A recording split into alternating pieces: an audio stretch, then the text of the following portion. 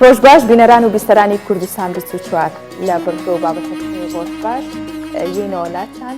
بۆ هیوایان ڕۆژێکی باشتان هەبێ لە کوردستان 24ەوە سڵاوتان لە یەکەین من هاژە غەفور لەگەڵ هاوکارم سۆڤان فەرمان کۆمەڵێک هەواڵی نوێ و زانیاری دیکەمان بۆ ئامادەکردوون لەسەر نەخۆشی کۆرۆنا لەسەر هەواڵەکانی ئێستای ناوچەکە بە گشتی و عێراق و هەرێمی کوردستان. ڕۆژەکەتان بە خۆشی دەست پێ بکەن سەرەتای هەفتەیە پڕوزە بن لەگەڵمان کاتێکی خۆشتانە بێت. سۆڤان جەوەکە چۆنە دەست پێ بکەتۆش؟ من پێش هەموو شتێک ڕۆژباش لە بینەرانی خۆشەویستی پرۆگرامی ڕۆژباشی کوردستان 24ەکەم هیوادارم کە لە هەر شوێنەکەن تەندروست و سەلامەت بن و هیوادارم کە ئەم هەواڵانەی کە ئێستا لە ناو تۆڕە کۆمەڵایەتەکان و لە میدیاکانە سەبارەت بە کۆرۆنا باسی لێوە دەکرێت ئەوە نەسترێس نەخاتە خەڵکەوە و خەڵک تووشی ترس و دڵڕاوکێن نەکات چونکە هەر کێشەیەک بۆ خۆی کۆمەڵە چارەسەری هەیە و بێگومان ئەوە نابێت کە کێشەکە وا بێت تێپەڕێت بە کۆمەڵێک خوا نەخواست کەسێک لە ناو بچێت یان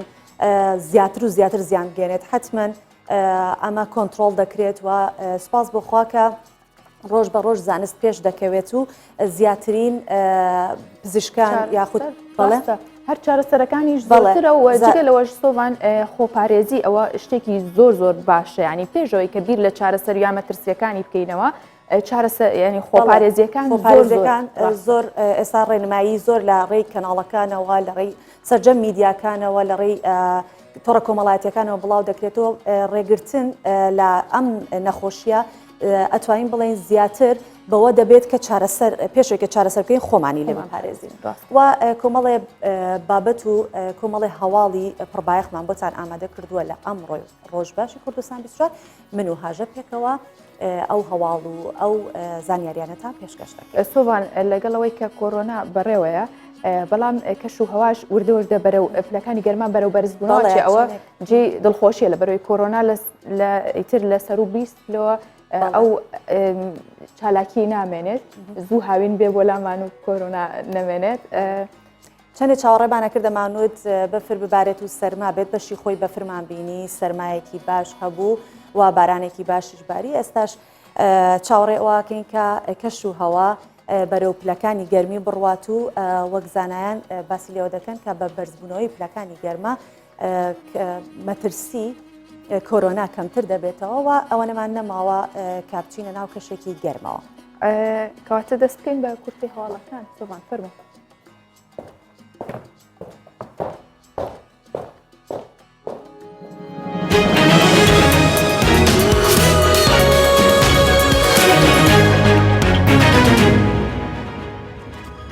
سەرۆک بارزانی ڕایدەگەێنێت هەڵوێستی کورد لەبارەی سەرۆک وەزیرانی ڕاستپێردرا و بەندە بە تێگەیشتن لە دۆخی هەرێمی کوردستان. لە چاوپێکەوتنیەکیدا لەگەڵ ڕۆژنامەی ئیندیپیدیتی عەرەبی سەرۆک بارزانی ڕایگەیاند محەممەد عەلاوی ئەرکی قورسی لەسەرە و ناتوانێت لەو ئەرکەیدا سەرکەوتوو بێت. گوتیشی هەڵوێستی کورد بەندە بە ڕۆڵ و تێگەیشتن لە دۆخی هەرێمی کوردستان. لەبارەی ئەمریکاشەوە سەرۆک بارزانی ڕوونی کردەوە بوونی هێزەکانی ئەمریکا بۆ سەقامگیری و داهاتوی عێراق گرنگە. ئەگەر ئەمریکا بکشێتەوە وڵاتانی دیکەی هاوپەیمانی نێودوڵەتیش دەکشێنەوە و دوای 6 مانگ داعش دەگەڕێتەوە. هۆشیار زێباری با دووری دەزانێت دووشەممە کۆبوونەوەی پەرلەمان بۆ دەنگدان بە کابینەی عەلاوی بکرێت. هۆشیار زێباری سەرۆکی شاندی پارتی دموکراتی کوردستان بە دانوستان لەگەڵ بەغدا بە میدیاکانی ڕاگەیاند. گفتوگۆکان لەبارەی پێکێنانی کابینەی نوێ حکوومەتی عێراق بەردەوامن. ڕاشیگەیاند ئەستەما ڕۆژی دووشەممە کۆبوونەوەی پەرلەمان بۆ دەنگدان بە کابینەی محەممەد عەلاوی بکرێت.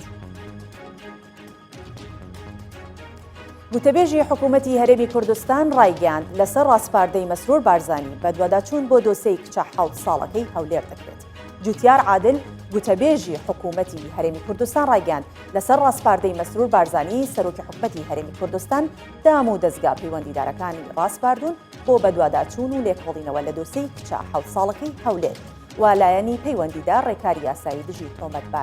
تۆمەتبارانی دۆسیەکە گرتۆتە بەر. ڕایشی گەیاندووە جارێکی دیکە تۆمەتباران دەستگیر کراونەتەوە و چاوپۆشی لە هیچ کەسێک ناکرێت. وەزارەتی ناوخۆی حکوومەتی هەرێمی کوردستان داوا لە هاوڵاتیان دەکات گەشتەکانیان بۆ ئێران دوا بخەن. لە ڕاگەیەندراوێکدا وەزارەتی ناوخۆی حکوومەتی هەرێمی کوردستان لەبارەی بڵاوبوونەوەی ڤایرۆسی کۆرۆنا هۆشداری دەدات و داوا لە هاوڵاتیانی هەرێمی کوردستان دەکات گەشتەکانیان بۆ کۆماری ئیسلامی ئێران تا کاتێکی نادیار دوا بخەن. ئەمەش لە کاتێکدایە کە دەواازە سنووریەکان وا ڕێگەی هاتوچۆ لە نێوان گەشتیارانی ئێرانی ڕێگەیان پێنادرێت کە سەردانی هەرێمی کوردستان. کۆمیسیۆنی مافی مرۆڤی عێراقی بەهۆی کۆرۆنا داوای ڕاگەیاندنی باری ناسایی دەکات. علی بەیاتی ئەندامی کۆمیسیۆنی مافی مرۆڤی عێراق پایامێکی ئاراستەی دەسەڵاتداران و کەرتی تەندروستی کردووە. داوا دەکات بەهۆی ڤایرۆسی کۆرۆنا ئەو پەڕی باری ناسایی لە سەرتاسەری وڵات ڕابگەێنرێت. بەیاتی ئاماژەی بۆش کردووە پێویستە بۆ ڕێگری لە بڵاوبوونەوەی کۆرۆنا هەماهەنگی لە نێوان دامەزراوەکانی حکوومەت هەبێت. پوتین و ئەردۆغان پەیوەندیەکی تەلەفۆنیان ئەنجامدا. ڤلادیمەر پوتین سەرۆکی رووسیا و ڕەجەب تەیب ئەردۆغان سەرۆک کۆماری تورکیا پەیوەندیەکی تەلەفۆنیان ئەنجامدا و ڕێکەوتنەکانی سۆچی و ئاستانە و وەستاندنی شەڕیان تاوتێ کرد. پوتین و ئەردۆغان جەختیان لە پاراستنی یەکپارچەیی خەڵکی کورد سووریا کردەوە. ئەردۆغان داوای لە پوتین کرد وشار لە سووریا بکات بۆ ئەوەی هێرشەکانی بوەستێنێت. لە بەرامبەردا پوتین نیگەرانی خۆی بەرامبەر کردەوەی گروپە چەکدارەکان لە ئیدلیب دەربڕ. ڕۆژ لە دوای ڕۆژ ژمارەی توشبووان بە ڤایرۆسی کۆرۆنا لە چین بەرز دەبێتەوە. دەسەڵاتدارانی چین با میدیاکانی وڵاتەکەیان ڕاگەیاندووە تا ئێستا 2345 کەس بەهۆی ڤایرۆسی کۆرۆنا گیانیان لەدەستاوە و 76,000 حاڵەتی توشبوونیش بە کۆرۆنا تۆمارکراوە. ڕایشی گەیاندووە 20,000 توشبوو بە ڤایرۆسی کۆرۆنا چارەسەریان وەرگرتووە و نەخۆشخانەیان جێهێشتووە. ئەمیش کورتێک بوو لە هەواڵەکان کە پێشکەش.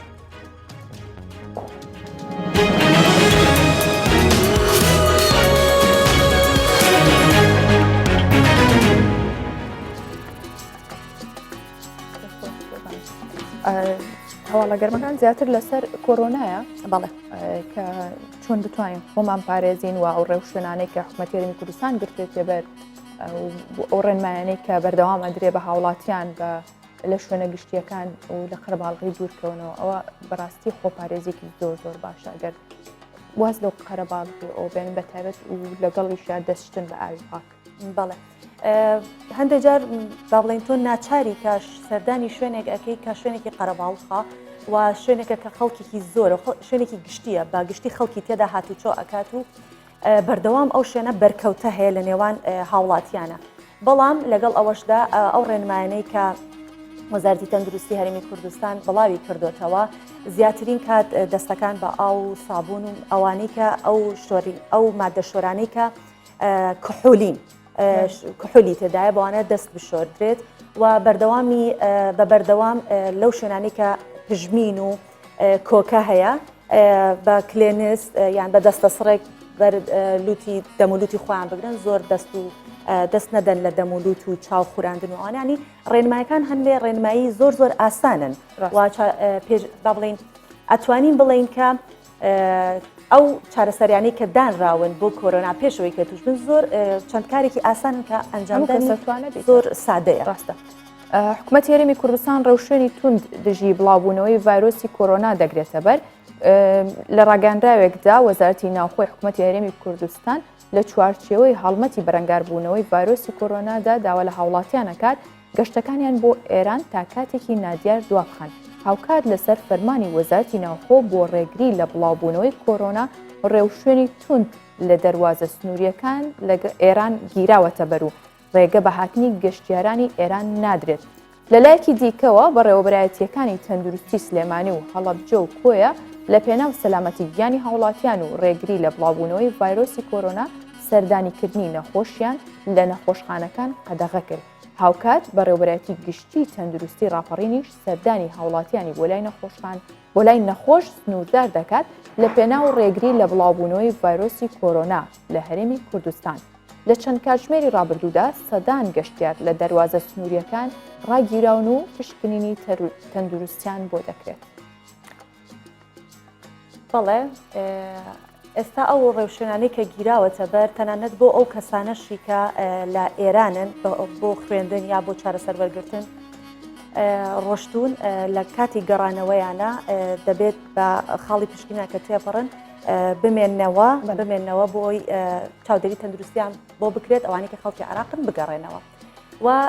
چارەسەریەکانی گرەی ڕژێن ئەو نەخۆشیەی کا لە ناو خەڵک زیاتر بە غودا ناوی دەهێنرێت خەڵکێکی زۆر بەدەستیەوە دەناڵێن و بەشێک لە توشبووان ترسیان لە نەشتەرگەری و چۆنەتی چارەسەری ئەو نەخۆشیە هەیە بەڵام لەگەڵ پێشکەوتنەکاندا ئێستا نەشتەرگەری غودا بە نازور و بە بێ ئازار ئەنجامەدرێت بۆ قسەکردن لەسەر ئەم بابەتە و وردەکاریەکانی نەشتەرگەری بە نازور ئێمە میوانداری دکتۆر سەبیل بەرزنجی پسپۆری نەشتەرگەری غودەمان کردووە بۆ ناو دکتۆر بفەرموویتە ئێرە بەخێر ڕۆژ باش دکتۆر بەخێر هاتی باشی زۆر سپاس فەرموو دکتۆر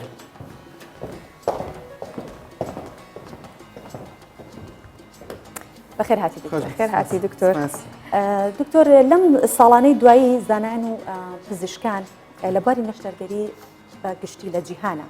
زۆرترین هەوڵیان داوە کە خۆیان لە نەشتەرگەری بپارێزن یەکەم جار چارەسەرەکە بە شێوە بێت کە نەشتەرگەری نەکرێت بەڵام ئەگەر کرا شوێنیان برینێکی کەم لە دوای خۆی بەجێ بێت ئێمەمانێ بزانین پێش هەموو شتێکە ڕژێنی پەریزاد یاخود غودە چییە و دیارە شوێنەکەی زۆر ئەمێنێتەوە بۆیە ئێستا بە ئامێری نازۆر ئەو شتە ئەنجامەدرێت و مرۆڤ چۆن تووشیە بێت خۆی ڕژێنی غودە یان پەریزادە بریتە لە ڕژێنێکی شێوە پەپولەیی دەکەوێتە بەشی ناوەڕاستی مل ئالێرەیە بزەبێت ڕژێنێکە کاریگەری هەیە لەسەر هەموو ئەندامەکانی لەش لەسەر هەموو خانەکانی لەش واتەوەکو هەر ئەندامێک ئاسایی هەموو کەسێک هەیەت یعنی غودە خۆی نەخۆشی نییە ئەندامێکە لە وەکو ئەندامەکانی تری لەش کاریگەری لەسەر هەموو خانەکانیش هەیە اینجا کە ئەم ڕژێنە تووشی نەخۆشی دەبێتن بەهۆی هەوکردن یا بەهۆی هۆکاری بۆ ماوەی یا بەهۆی کەمی یۆد لە لەش یا بەهۆی هەر هۆکارێکی تر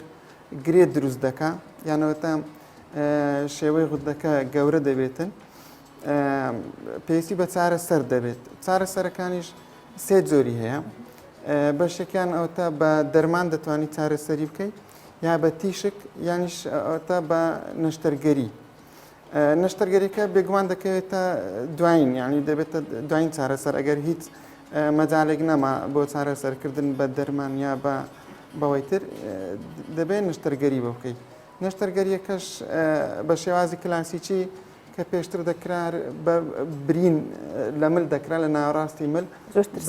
دکتۆر ترسناک بەڵێ خۆی نەشتەرگەریە ئیدی بەنجی عامی دەوێتن سڕکردنی گشتی و کاریگەری هەیە یعنی وەکو کاریگەری لاوەچی لە دوای نەشتەرگەری و لە کاتی نەشتەرگەریەکە ئیتر باشە دکتۆر هەر کاڵی خوددەی یاڵین پەریزادە و شێوەی پەپولەیە لە خۆی ناوێکی جوانی پێویست ناکا بڵێ ئەمەلیاتی کەین بەڵام بۆچی ئەبێت نەشتەرگەری بۆ بکرێ ئەو غودە یاخود ئەو پەریزادە بەڵێ ئەو غودەیە جۆرە هۆرمۆنێک دەردەدا پێی دەگوترێت تیفۆر یان تایرۆکسین ئەو هۆرمۆنەیە کە بەڵانسی هەموو لەشمان ڕادەگرێتن پلەی گەرمی لەش کۆنتترۆل دەکاتن حرەکات جوولەمان جوولەی ڕێخۆڵە و گەشەکردنی مێشک بە تایبەتی لە منداڵان اینجا کە ئەو هۆرمۆنە ئەو غودەیە تووشی نەخۆشی دەبێت وا دەکا هۆرمۆنەکە زیاتر دەربدرێت یان کەمتر دەربدرێتن ئەگەر زیاد دەربدرێت تو پلەی گەرمی لەشی بەرز دەبێتەوە لێداین دڵی تەندروستیەکانی زیاد تەندروستی یەکجار زۆری بێت بۆ دروست دەکات لەبەرەوە دەبێت و کۆنتترۆلی بکەیت بەڵێ نەشتەرگەری ڕژێنی پەریزاد یا غودەکە زۆر ناوەکەی بە غودە بەناوبانگرا بە تەکنیکە نوێەکەی ئێستا بۆتە جێی سەرنج کە ئەم تەکنیکە نوێ چییە ئەم ئامێرە چییە و چۆن کار دەکات بڵێ ئەم ئامێرە ئامێری نازووری پێدەگوترێتن لە ناو دەمەوە دەکرێت لێرە لە ژێر لێوەوە کامیرەیەکە دەبێتە ژوورەوە ڕژێنەکە جوانتر دەبینی لە شێوە کلاسیکەکەی کە ئەتو لێرە نەشتەرگەری دەکەی حەجمەکەشی گەورەتر پیشان دەداتن ئاسانترە کارکردن لە سەری لە کاتی خۆی وەکو ئاسانی ئەوە بەڕاستی ڕاهێنانێکی زۆری دەوێتن تا فێری ئەو نەشتەرگەریە ببیت ینی ئاسان نییە بەڵام کە فێری بیت و وەکو تو ئەنەتۆمی شوێنەکەت باش زانی و ترێنینگێکی باشت کرد بێگومان ئاسان دەبێتن. واتە لە شوێنە تەقلیدیەکەی کە پێشتر ئەتان کرد ئەمە کورستتر و گرانترە بەڵام چونکە شوێنی برین ناهێڵێت و تەنها لە ژێر لەوەیە ئەوە وای کردووە کە ئەمە شوێنی برین هەر نییە بە هیچ شێوەیەک برین دیار نییە و ئازاریشی کەمترە لە دوای نەشتەرگەریەکە و دەماری سەوتیش هین دەنگ کە لە ژێر غودەیە بەڵێ بەو ئامێرە وازەحتر دیارە جوانتر دیارە گەورەتر هیچ مەترسێکشی لەسەر نابێت. باشە دکتۆر ئەم وەکو ئەوەی کلاسیکێکێ بەڵام وەکو گوتم جوانتر پیشانیدا گەورەترە ئەگەر بەوردی ئیشەکە بکەیت. دکتۆر ئەمە بزانم بۆ یەکەم جار و کەی ئەم داهێنانە نوێ ئەنجام درراوە ئێوە دراسای ئەکان یان چۆن؟ لەمە ساڵی 2016 لە وڵاتی تایلند ئەم داهێنانەکرایە خۆی پێشتر هەروەکو لە سەرەتای بەرنامەکە باست کرد بەرەو ئەوە دەڕوات نەشتەرگەریەکان زۆربەی بە نازور بکرێتن کەمترین برین یان کەمترین ئازار. اینجا لە زۆر وڵات ئەم هەوڵیاندا کە ئەم برینی ملە نەمێنێتن لە کاتی نەشتەرگەری خودە چونکە زۆربەی هەرە زۆریش لە ئافرەتان دەبێتن ئەو نەخۆشیە وەکو هەر نەخۆشیێکی هۆرمۆنی لە ئافرەتان زیاتر ئافرەت حەز ناکە شوێنی بڕین و ئەوانی بەڵێ من نەخۆشمان هەبووە گرەی لە مل بووە چەند ساڵ دەڵێ بشم کوژێ نەشتەگەری ناکەم لەبەر ئەو برینێ اینجا لەبەرەوە ئەو هەوڵانە زۆر درا لە سەرەتا کە دەستیان پێکرد ئەو برینە نەمێنێتن لە ژێر باڵەوە دەستیان پێکرد بێن ئەو نەشتەرگەریە بکەن بە کامێران لێرە لە سینگ و دوودانش لە ژێر باڵەوە دوای ئەوە کاریگەری لاوەچی زۆر بوو. اینجا ئاخر شت ئەو تەکنیکە نوێ دۆزرایەوە کە هەموو دیراسەکان دەڵێن تەکنیکێکی سەلامەتە و باش ئیش دەکاتن و جێگای سەرنجە ئێستا. کاتە ئێمە وەکو هەرێمی کوردستان کەی گەیشتین بۆ تەکنیکە؟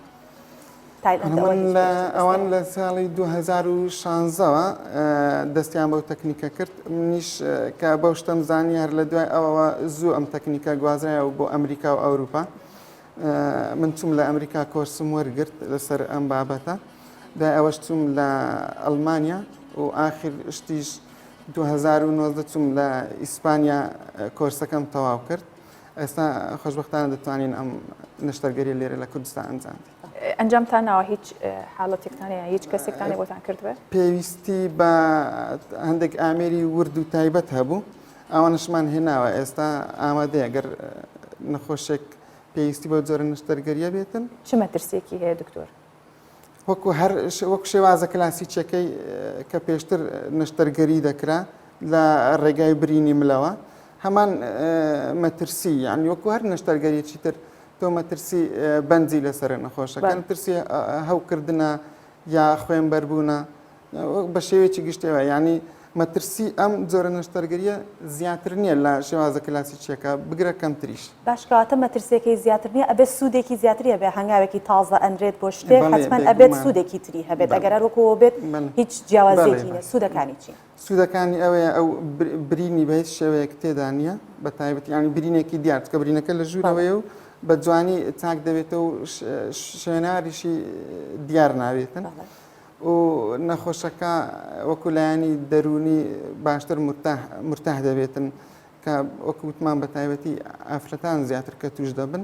و ئازاریشی کەمترە دوای نەشتەرگەری. پێشتر لە نەشتەرگەریەکە چەندێکی ئەخاند کەسەکە لە ناو جێ ئەمایەوە بۆی کە بگەڕێتەوە سەر دۆخی ئاسایی خۆی. لەم نەشتەرگەریە ئەتوانم بۆ نمونە زووتر هەستێتەوە سەر پێ و زووتر کار و چالاکیەکانی خۆی بەڵێ بێگومان بە شێوازی کلاسیکیەکە و بە تەکنیکە نوێش هەر بۆ ئەوەی کە نەخۆش چەند پشووی پێویستە لەسەر جێگا بمێنێتەوە هەمان کاتی پێویستە. ئەم نەشتەرگەریە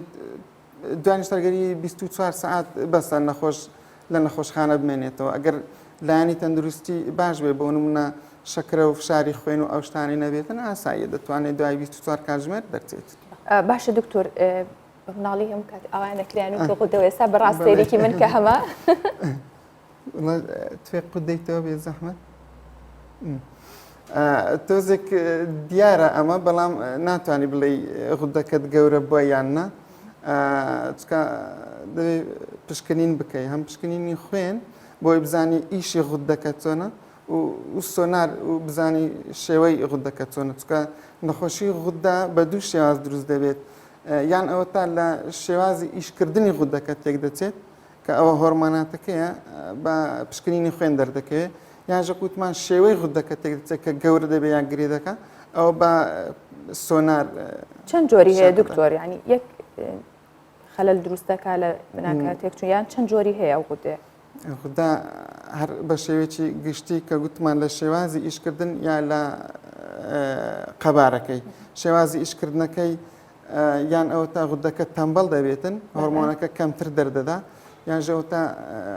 زیاد چالاک دەبێتن زیاد لە پێویست هۆرمۆنەکە دروست دەکاتن ئەوانش هەریەکە سەبەبی خۆی هەیە دەکرێتە چەند نەخۆشێک یعنی داژێ بۆ سەر چەند نەخۆشێک لەوانەیە هەوکردنی غودەشی هەبێت ئەوەی تریش کە لە فۆرمی غودەکە دروست دەبێت لە قەبارەی غودە مەسەلەن تێک دەچێت زیاتریانەوە یان گرێ دروست دەکە یان کیس دروست دەکە یانیش هەر لە ناو غودەکە لە ناو غودەکە ناچێتە هیچ بەشێکی تری جەستەوە ئەگەر نەخۆشی شێرپەنجە بێت دوور بێت ئەو کاتە زوو کۆنتترۆل نەکرێتن زوو پێی نەزانی و نەشتەرگەری بۆ نەکەی بەڵێ دەردەچێت غودەش کەپسولێکی لە دەوری هەیە ئەم کەپسولە ببڕێ شێرپەنجەکە بەڵێ دکتۆر ئێستا تۆ پشکنینێکی زۆر بە پەلە هەر ئاوازێکی هاژت کرد دوتت ئاوی دەمت غودە ئێمە بە چیە بزانین هیچ نیشانەیەکی هەیە غودە کەسێکی ئاسایی بە چی بزانێت کە غودەی خۆ ئەگەر لە شێوازی غودەکە نەخۆشی دروست ببێت قەبارەکەی گەورە بێت زۆرجار بە چاو دیار دەبێتن ئەوەش دەبێتە سێ مەرحەلە مەرحەلەیەکیان ئەوە تا کەسێکی زۆر شارەزا بە چاوی بینێت دەیزانێتن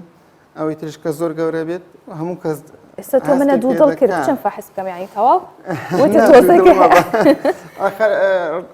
هەندێک کەسیش تۆزە لاوازن یعنی ئەوە ژەگە ناخۆی قەبارەی غودە هەر کەسێک بەقەت ئەو پەنجای خۆیەتی پەنجەی گەورە بەڵێ ئان نیوەی پەنجەی گەورە دوو بەشیشە غودە دەکەوێتە لای ڕاست و لای چەپ لەسەر بۆڕی هەناسەیە و بە شتێکیش بەیەکتری بەستراونەتەوە دکتۆر تەمەەن ڕۆڵی هەیە مناڵ تووشی غودا بێت لە چ تەمەنێکەوە مەترسیەوە هەیە کەسەکە تووشی غودا بێت لە هەموو تەمەنێک توش دەبن بەڵام زیاتر لە ئافرەتان هەیە و لە دوای تەمەنی باڵین باڵغ بوونەوە لەو کاتەوە زیاتر دەست پێ دەکات لەگەڵ گۆڕانکاری هۆرمۆنات کە لە جەستەی مرۆڤ ڕوو دەدات ئەکرێ بڵێن ئەم نەخۆشیە بۆ ماوەیە هۆکار یەک لە هۆکارەکانی جیناتە بڵێ بۆ ماوەی یەکە لە هۆکارەکە دکتۆر شێوازی نەشتەرگەریەکە چۆن ئەگەر بکرێ بە شێوەیەکی ئێستا بۆمان باس بکەیت و بۆشمان ینی نیشان بێ هەم بینەرانیش زیاتر پێ ئاشنا بن چۆنە شێوازی نەشتەرگەریەکە خۆی شێوازی نەشتەرگەریەکە لەژێر کاریگەری سەرکردنی گشتی واتە بەندی عام دەکرێتن نەخۆشەکە هەروەک جەنابەت باسیشی ئەکەی لەسەر ڤیدۆشەیە لەسەر شاشە بەو شێوەیە کە بەڵێ ئەوە شێوازە کلاسیکیەکەیە ئەو پیشاندا کە ئەم برینەی هەبوو لەسەر ئەوە جە شێوازە نوێیەکە تەکنیکە نوێیەکە لەناو دەمیەوە بە ڕێگای نازور پزیشکەکە لە لای سەریەوە دەوەستێتن هەروەکو پیشان دەدا لەوێ سێ برین دەکەی ئەم برین یەکەم بۆ ئەوەی کامیرەکە دەبێتە ژوورەوە ئەمەش بۆ دوو برینی تەنیشتەکەیتی ئەمە ناوڕاستی غودەکە لێ دەکاتەوە جاری یەکەم جاوە غودە لای ڕاست ئەم سپی دەبین ئەمە دەماری دەنگەکەیە ئەمە غودەکەی هەڵگرت ئەمە لایەکی هەڵگرت لایەکەی تریژ ئەمە ئەو سێ برینە و پاژماوەیەک شوێنەواری نامێنێتن بە هیچ شێوەیەک هەستی پێ ناکەیتەوە نەشتەرگەری کردووە. بەڵێ دکتۆر زۆر سپاس دەکەین بەڵام پێش ئەوە هەر بەشێک لە جستەی ئێمەی مرۆڤ حتمما کارێکی هەیە و زیادە نییە بەشێکی زیادە هەڵگرتنی غودا لە دوای نەشتەرگەری چی باڵێ چ ئاسەوارێکی ئەبێت باڵێن زیانەکانی چی ئەگەر غودەیەک هەڵ خۆی فەرمانی سەرەکی غودا بریتە لە دەردانی هۆرمۆنی تایرۆکسین ئەو هۆرمۆنە کاریگەری لەسەر هەموو خانەکانی لەشەیە کە تۆ ئەو غودەیەت هەڵگرت ئەو کاتە ئەو هۆرمۆنە دروست نابێ ئیتر بەڵام خۆشبەختانە بە شێوەی حەب دروست کرایە ئەو هۆرمۆنە و هەرزانی شەو بەردەستە لە هەموو شوێنێکیش هەیە ئیتر ڕۆژانە نەخۆشەکە دەبێت بەیانیان پێش نان خواردن بە نی سەعات ئەو حەبە وەربگرێتن لە ناو خوێنێتەوە جێگرەوەی غودەکە هەڕێک جێگرەوەی غودەکەی و بەردەم ناخوێنی دەمێنێتن و ئیشی غودەکە دەکەس. زۆر سپاس بۆ زانیارەکانە سپاس بۆ سپاس بۆ تۆش دووبارە بەخێر بیت.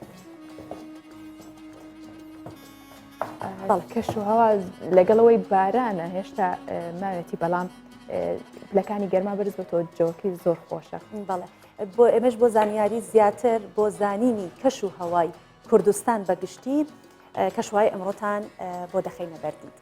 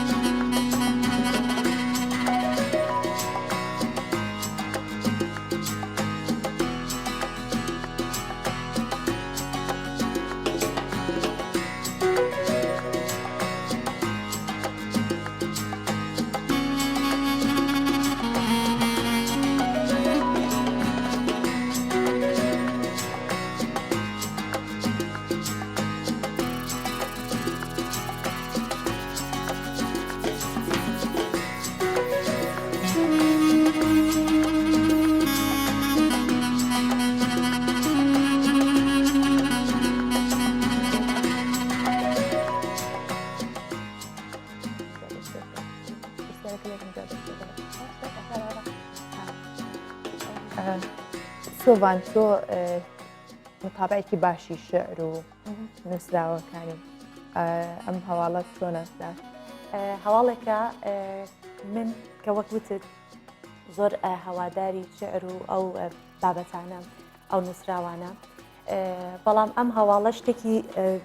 کەسەکە کەسایەتێکە کە نەوەی زێوەری شاعری گەورەی کووردە 11 ساڵە لە سلێمانی کەلوپەلی سەردەم و ئاینە جیاوازەکان کۆ ئەکاتەوە، مامەڵەیان پێ ئەکات. هەر وەگوتت هۆنراوە ئەو شتانە زۆر شتێکی جوانن، بەڵام هەندێک کەس هەیە کە هەڵەسێ بە کۆکردنەوەی بەشێک لەو کەلوپەل گرانبەها و دەگمەنانە یاخود هۆنراوەکان لەلایە کۆکاتەوە، نووسراوەکان لەلایە کۆکاتەوە، ئەم بە جیاوازیەوە هەستاوە بە کۆکردنەوەی کەلوپەلە گرانبەها و دەگمەنەکان بە جۆرێک کە تەسبیح هەیە لە دوکانەکەی نرخەکەی دەگاتە $2 و تەنانەت ژمارەیەک پێداویستی و کەلوپەلی چەند ئاینێکی وەکو ئاینی بوودا لە دوکانەکەی هەیە کە ئێستا پێڕەوانی ئەو ئاینە لە کوردستانە نین، بەڵام بەهۆی خۆشەویستی بۆ ئەو کەلوپەلە هەندێکیان بۆ فرۆشتن نیە، ینی هەندێکی هەیە کە نایفرۆشێت و لە ڕێی ئەم پاکێجەوە بینەری ئەو کەلوپەلا ناویم داین جوانە دوو دەفتەر تەسبیحێک.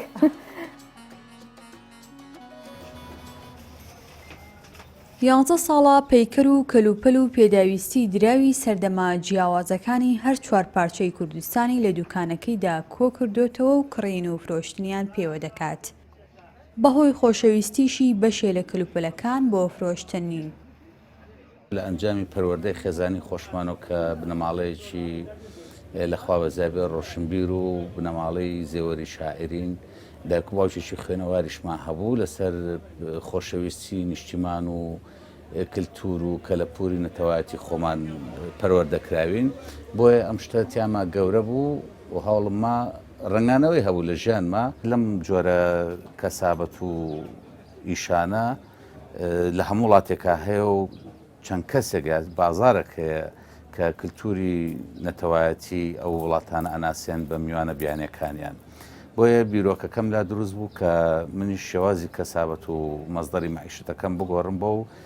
جۆرە ئیشە لە دوکانەکەی نەوەی زێوەری شاعیر پەیکەر و سمبولی زۆرینەی ئاین و ئاینزا جیاوازەکان هەن. ئەم دوکانە ڕنگدانەوەیەکە لە کولتوری نەتەوایەتی خۆمان وەکو ئاوێنەیەک وایە زۆربەی سمبولی ئاینە جیاوازەکانی تیا بەدی ئەکرێ وەکو ئاینی زەردەشتی و ئاینی مەسیحی و ئیسلامی و هەروەها جووەکان و ئاینی بودایش بە شێوەیەکی ئازاد چونکە کۆمەلگای چێمە لە هەموو جۆرە ئاینەکانی تێدایە و پێکەوەژیان و بە سربەستی کولتور و کەلەپوری کوێ چەندین جار و بەڕووی مەترسی لە ناوچوون بۆتەوە بەڵام هێشتا کەسانێک هەن پارێزگاری لێ دەکەن و کۆیان دەکەنەوە. دالیا کەمال، کوردستان 24 سلەیمانی. بەڵێ هاژە بەم بینینی ئەم پاکێجە شتێکم بیرکەوتەوە کە هەندێک کەس هەیە ئارەزووی کۆکردنەوەی هەندێشتیان هەیە کە کۆنن کۆلەکسیۆنێکی لێ دروستەکەن جاران پول هەبوو ئەها پولێکیان ئەنووسان بە پشتی نامەیە کە بۆ شوێنێکیان ئەنار هەندێک کەس هەبوو کە پولی کۆ کردەوە هەندێکی تر هەیە تەزبیح کۆکاتەوە تۆ وەکو خۆت حەز لە کۆکردنەوەی چ شتێکە مثلا کۆلەکسیۆنێکت هەبێ هەیە پەپولە وشکەکاتەوە کۆیەکاتەوە تۆ حەز لە چییە؟ لەگەڵ ئەوم زۆر حەزم لە پەپولەیە بەڵام دڵم نایانی ئەگەر خۆی مردبێ ئەو هەڵیەگرم وشکێکەمەوە چەند لەو حەیەکیشم هەیە کە پەپولەی وشکرام پێ کردووە جگە لەوەش زۆر حەزم لەو کەلوپەلە مێژوویەکانی مسرە پەیکەری نێفەرکیکی و هەرەمەکان و ئانە خۆت کۆ ناکەیتەوە مشتی خۆم کۆکەمەوە جلوبەرگ کۆلەکسیۆنی جلوبەرگ مۆزەخانەکەی سۆڤان ئەتر ئارەزووە هەر کەسە و بە ئارەزووی دواتر بۆنەوەکان ئەمێنێتەوە زۆر جا لەو شتە سەرنجڕاکێشانم بینەوە لە یەکێک لە راپۆرتێکیشا بینیم پیاوێک شقارتەی کۆ کردەوە شقارتەکانی لە هەموو سەردەمێکە کۆ کردبەوە یان زۆر شتی تر ئەکرێ هەر کەسە ئارزووی هەبێ بۆ جۆرەشتانەیان پاکەتی جگەرەی جاران تر هەر لە سۆمەر و کۆمەڵێ جگەرەی کۆن کۆی کرد بۆ پاکەتەکانی ساڵی ڕابردوو ڕووداوەکانی هاتوچۆ لە عێراق سەدا 11 زیادی کردووە فادی عیماد فان بەڕێوەبەری هۆبەی ڕاگەاندنی هاتوچۆی گشتی عێراق ئاشکرای کرد ساڵی ڕابردوو ڕووداوەکانی هاتوچۆ لە عێراق سەدا 11 بەراورد بە ساڵی پێشووتر زیادی کردووە هۆکارەکەشی بۆ خراپی ڕێگاوبانەکان و پابەند نەبوون بە ڕێنمایەکانی هاتوچۆ و بەکارهێنانی ئامێرەکانی پەیوەندی گەڕاندۆتەوە هەروەها ئاماژەی بۆ ئەوەش کردووە ساڵی 2019 زیاتر لە 10,000 ڕووداوی هاتوچۆ تۆمارکراون و 125 ڕووداوەکانیش کوشندە بوون. بەڵێ سۆڤان لە هەرێمی کوردستانیش بە هەمان شێوە ئاماری قوربانیانی هاتوچۆ زیاتر بوو لە شەهیدانی شەڕی داعش یعنی ئەوە جێگەی مەترسیە بە تایبەت و زۆر زەرورە شۆفێران پابەندی ڕێنمایەکانی هاتوچۆ بەڵێ دیارە ئێمە ڕۆژی هەینی لێرە لەلاتان نەبووین بەڵام ڕۆژی جیهانی زمانی دایکەوە ئێمەی کورد زۆر زمانی خۆمانمان خۆشەوەکو هەموو نەتەوەیەکی تر بۆیە بە بۆنەی ڕۆژی جیهانی زمانی دایک ژمارەیەک چالاکی و ئاهەنگ و گۆرانی لە دیاربەکر لە باکووری کوردستان بەڕێوە چوون. بەڕێوبەری دامەزراوەکانی هونەری کوردی ڕایگەاند نابێت کورد دەرفەتەکانی پێشقستنی هونەر و کەلتوری کوردی لەدەست بدات. مامۆستایەکی زمانی کوردیش دەڵێت ئێستا خەمخۆری زمانی کوردی هەیە و کار لەسەر پێشخستنی دەکرێت با بەیەکەوە پاکێجێک ببینین.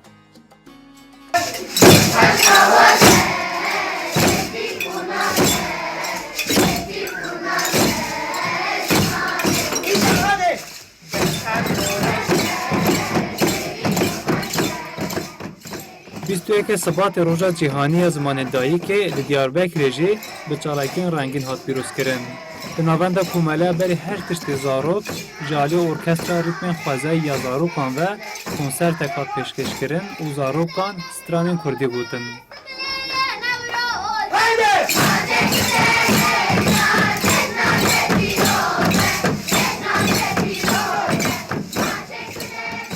Koordinatörê Akademiya Müzîkê Şêrko Kanîwar bi salan ku zarokan hînî Kurdî û stranên Kurdî dike. Şêrko Kanîwar got Kurd nedeve bijarkin û dikarin di malên xwe û saziyên ku xizmeta çand û hunera Kurdî dikin, zarokên xwe baş fêrî Kurdî bikin.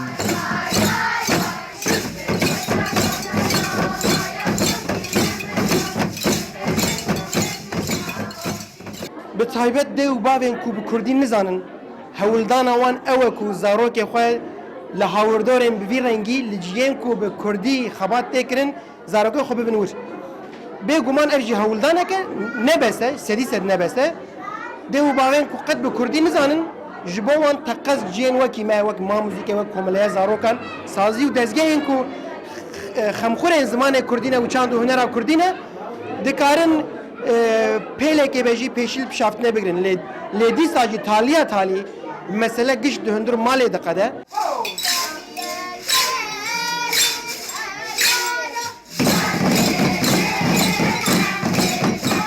Zarokan bi cilûbergên Kurdî konser pêşkêş kirin û bi amûrên xwezayî ritîm derxistin û temaşevan mest kirin. Malbatên zarokan û welatiyan jî bi baldarê stran guhdar kirin û bi hev re stiriyan.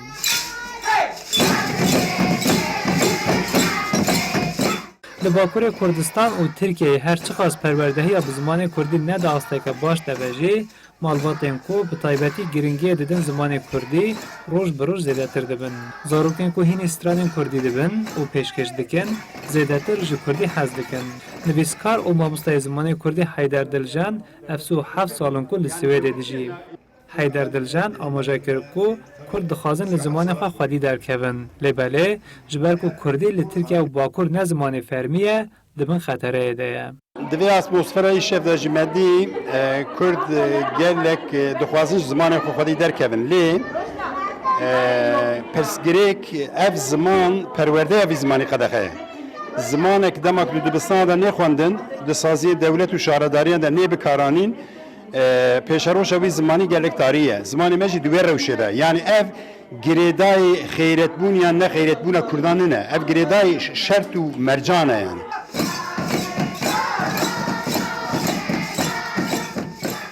Li Bakurê Kurdistan û Tirkiyeyê ji aliyê hin sazî û dezgehên sivîl ve ji bo pêşvebirina çand û huner û zimanê Kurdî xebat û çalakî tên kirin. Zimannas û mamosteyên Kurdî bang li Kurdan dikin ku tevê hemû zor û zehmetiyan jî bira ji çand û ziman û hunera xwe dûr nekevin.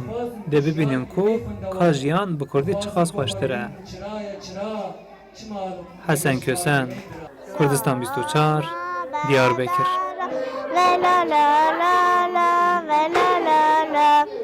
La ve kona bedara yer dilemen emrete tüzna bebere khara ve la la la la ve la la la. چەند شیرینەکە بە زمانی کوردی قسە بکەیت. ئێمەی خەڵکی کورد بەگشتی هەموو کوردستان بەهۆی ئەوەی کە لەژێر کاریگەری ئەو وڵاتانن کە بەشەکانی کوردستانی تایە وەک لە ڕۆژهەڵات و باشووری ئێمە و باکوور و ڕۆژئاوا و سەپێنراوە بە سەرمانە کە کاریگەری زمانی وڵاتانی ترمان بەسەرەوە بێت. بۆ نمونە خەڵکی با بڵێن کوردێکی ڕۆژهەڵات لەبەرەوەی کە بخوێنێت و بڕوانامە بەدەستبێنێ مەجبورە بە زمانی فارسی بخوێنێت و ئێمەی کوردی باشوور زۆرجار کاریگەری زمانی عەرەبیمان لەسەر خودی ئێمە کە قساکەین زۆرجار وشەکانمان عەرەبی تیالەوە چێت بە ملیۆنەها پارە سەرفکرا بێت بۆ ئەوەی کە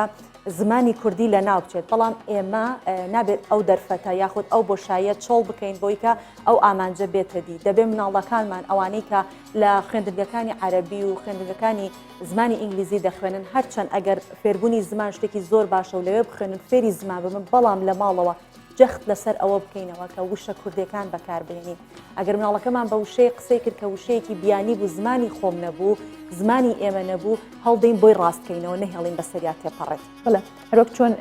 سەرۆکی هەرێمی کوردستان نەچیر بارزانیش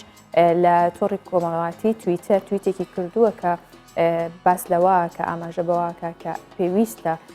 پارێزگاری لە زمانی کوردی بکەین و ئەرکی هەمووانە کە پارێزگاری لە زمانی خۆمان بکەین من تر هەوڵەیە موشەکانم زۆربەی زۆری کوردی بە زۆر جار ئەوەستە موشەکە عەرەبیە ڕاهاتم یا وشێکی فارسیە ئەمێ چاکی کەمەوە یەک تۆز ئەوەستم سێرێکی هاژاکەم هاژە بۆم بکەرەوە بە کوردی و هیوادارم کە بتوانین بە جوانترین شێوە ئەم زمانەی خۆمان کە جوانترین زمانە و چەندین زاراوەیشی هەیە ئێمە لە کوردیا مەرج نییە هەر زاراوەی سۆرانی کە یا هەر زاراوەی بادینی ئەگەر وشەیەکی ترمان هەبوو لە باڵێن هەورامی با لەناو کوردەکە بەکاری بێنین ئەم ڕەنگینیەی زمانی کوردی وای کردوەکە جوانتر و جوانتر بەڵێ هەر لە باکووری کوردستان بەڵام ئەم جارە لەبارەی کەشوهەوە ئین هاوسێکمان هەیە بەهۆی بارینی بەفرێکی زۆرینەی ڕێگەکان لەوانی باکووری کوردستان بۆ هاتوچۆی ئۆتۆمبیل داخراون بە جۆرێک لە چەند ناوچەیەک ئاستی بەفربارین زیاتر لە مەترێکی تێپەڕاندووە دانیشتوانی شارۆچکەی چاڵدێران ئەسب بۆ هاتوچۆی گواستنەوەی کاڵاکانیان بەکارهێنن لە سەرەتای هاتنی وەرزستان و سەرماوە شاپۆلەشی بەفروبارین بە ڕێژەیەکی بەرچاو زۆرینەی شارەکانی باکووری کوردستانی گرتوتەوە با جۆرێک لە چەند ناوچەیەک ئاستی بەفربارین زیاتر لە مەترێکی تێپەڕاندووە باهۆی بەفر و کۆبوونەوەی بە ڕێژەیەکی زۆر ناناو شەقام و ڕێگاکان داخراون و هاتوچۆی ئۆتۆمبیل ڕاگیراوە دانیشتوانی گەڕەشی بەیدۆخان لە شارۆچکەی چاڵدێران کە 20 کیلۆمەتر لە سەنتەری شارەوە دوورن بۆ گواستنەوەی کاڵا و کەلوپەل و هاتوچۆکردن ئەسب بەکاردەهێنن دانیشتوانی شارۆچکەکە دەڵێن بەهۆی بەفربارین کێشەی زۆریان بۆ دروست بووە ئاماژە بەوەش دەکەن لە کاتی وەرزستان ڕێگاکان سەخت دەبن و ئەسب بۆ هاتوچۆکردن و بازارکردن بەکاردەهێنن لەگەڵ هاتنی وەرزستان و سەرما کێشەی هاتوچۆمان بۆ دروست دەبێت بەڵام ئەسب بەهانامانەوە دێت بۆیە بۆ گواستنەوەی کاڵەکان و چونە بازار ئەسب بەکاردەهێنین ئەمساڵ جیاواز لە ساڵانی ڕابردوو بە ڕێژەیەکی بەرچاو بەفر لە باشوور و ڕۆژهەڵات و باکووری کوردستان باریوە با شێوەیەک لە چەند ناوچەیەکی باکووری کوردستان ئاستی بەفربارین زیاتر لە مەترێکی تێپەڕاندووە بەهۆی بەفربارینیشەوە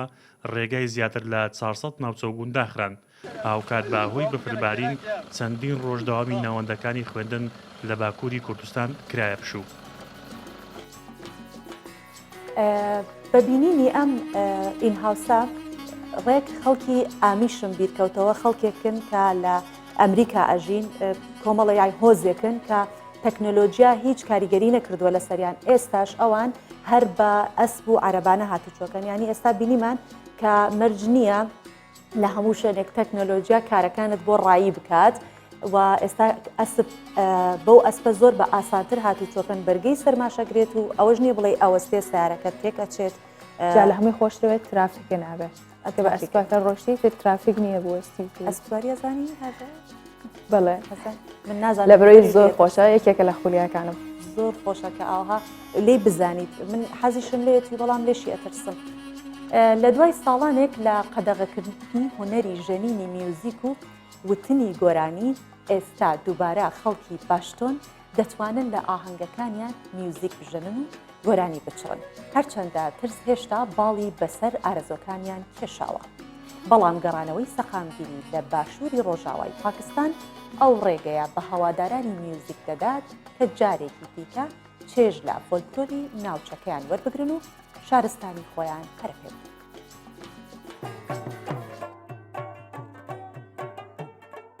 میوزیک زمانێکی هاوبەشی هەموو جیهانە کە هیچ کات پێویستی بە وەرگێڕان نەبووە.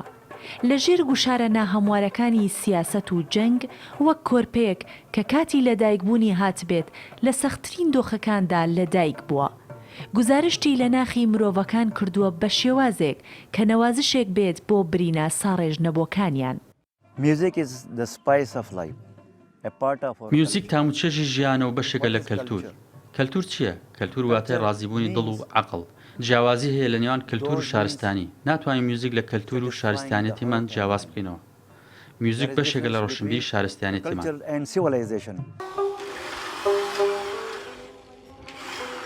لە دوای ساڵانێکی دوور و درێژ لە کپکردنی گوێی میوزیک و بە ئامانجکردنی میوزیک ژەنەکان لەلایەن چەکدارانەوە بەنهێنی ژەنینی ئامێرەکان لە ناوچەی پشتون کە هۆزێکی ئەفغانن لە باکووری ڕۆژاوای پاکستان ئێستا دووبارە لە دوای گەڕانەوەی سەقامگیری بۆ پشتون هونەری دروستکردنی ئامێرەکانی میوزیک و ژەنینی میوزیک وا بە ئاشکرا ئاوازەکانیان ڕوحی گوێگرانی نەوازش دەکاتەوە.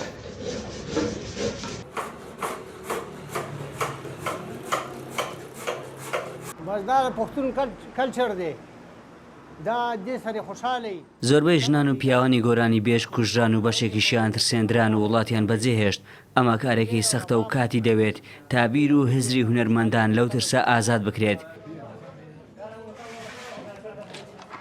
بەهۆی ئەو بیرە تونڕەویەی کا لە ناوچەکە باڵی بەسەر ژیانی ئاسایی پشتون کێشا بوو، میوزیکیش ببوو با یەکێک لە قوربانیانی ئەو تونڕەویە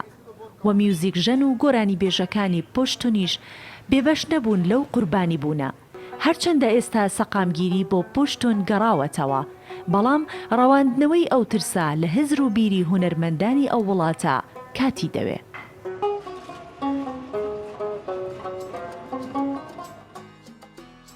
بێگومان هەمیشە میوزیک ڕنگ و دەنگی جوانیە بەخشە بە ژیان بۆی بەتابێت لەو ناوچانەکە ئەوەنە بە جەنگات تێپەڕێون لە ئێستا زۆر بۆمان زۆر باش. بەڵام بە شێوازێکی ترشکە بیری لەکەیتەوە هونەرمەندان و میوزیسیانەکان ئەگەر بێتە سەر ڕێژەیەک سێکەی زۆر بەکەمی خەڵکێکی تونڕەویان لێ دەرێت، یعنی ئەوەی ئارەزووی میوزیک ئەکات و ئەوەی گوێیەکی مۆسیقی هەیە یان حەز بە ژەنینی ئامێر زۆر کەم کەسێکی تونڕەویان لێ دەرێت. ڕۆژانێک خەڵکی مسر بەدەست سەگەکانی سەرشقامەوە ئەستور و بێزار بوون، بەڵام ئێستا سۆز و بەزەییان بۆ سەگەکان هەیە. ژمارەیەک لە خۆبەخشان کە زۆربیان پزیشکانی ڤێتنەرین هەڵمەتێکیان بۆ هۆشیارکردنەوەی خەڵک و پێدانی خۆراک و فریاگوزاری تەندروستی بۆ سەگەکان دەست پێ کردووە.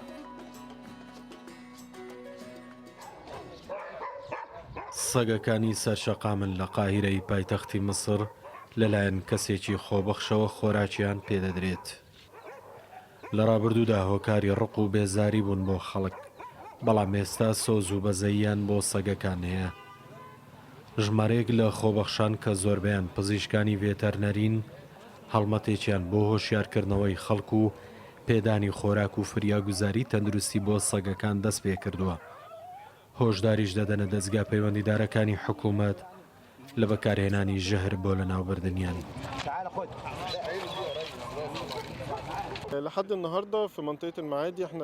ژەهر بە هیچ شێوەیەک چارەسەر نییە، دژی گیانی مرۆیانەیە. دژی گیانی مرۆیانەیە، زیانی بۆ ژینگە و مرۆڤیش هەیە. لەوانەیە منداڵک لە کاتی یاریکردنی شتێکی ژەهراوی هەڵبگرێتەوە و مەترسی بۆ سەر ژیانی دروست بکات. کرێکارانی پاکی خاوێنی و باخچەوانەکانیش بە هەمان شێوە ژەهر ماوەیەکی زۆر لە ژینگەدا دەمێنێتەوە. فهي كمان آمنة للبني آدمين اللي موجودين حواليها، آمنة للبيئة. بەشێک لە خەڵکی موسڵمان پێیان وایە ڕاگررتنی سەگ لە ماڵەوە ڕێگە پێدراو نییە، بەڵام پزیشکێکی ڤێتەرنەریەم بیرروڕایە بەڕاز نازانێت و ئاماژە بۆەوە دەکات خۆی نوێژ دەکات و ڕۆژوو دەگرێت، لە هەمان کاتیشدا سێ سەگ بەخێو دەکات. هەندێک کەس پێی وایە ئاین سەگ بەگڵاو ناو دەبات، بەڵام ئەمە دروست نییە و جەختی لێ نەکراوەتەوە. ئەمە بیر و بۆچوونێکی هەڵەیە. مسلمان هەیە سەگ ڕادەگرێت. من خۆ مسلمان و سێ سەگم هەیە، زۆر ئاساییە نوێژیش دەکەم و بە ڕۆژوش دەبم. بە گوێرەی یامارێکی حکوومەتی مسری نزیکەی 15 میلیۆن سەگی سەرشەقام لە وڵاتە هەن. ساڵانەش 200,000 حاڵەتی گازگرتنی سەگ لە مرۆڤ ڕوودەدات. ڕێکخراوی تەندروستی جیهانیش پێی وایە ئەو نەخۆشیەی بە گازگرتنی سەگەوە تووشی مرۆڤ دەبێت یەکێکە لە ترسناکترین نەخۆشیەکانی جیهان.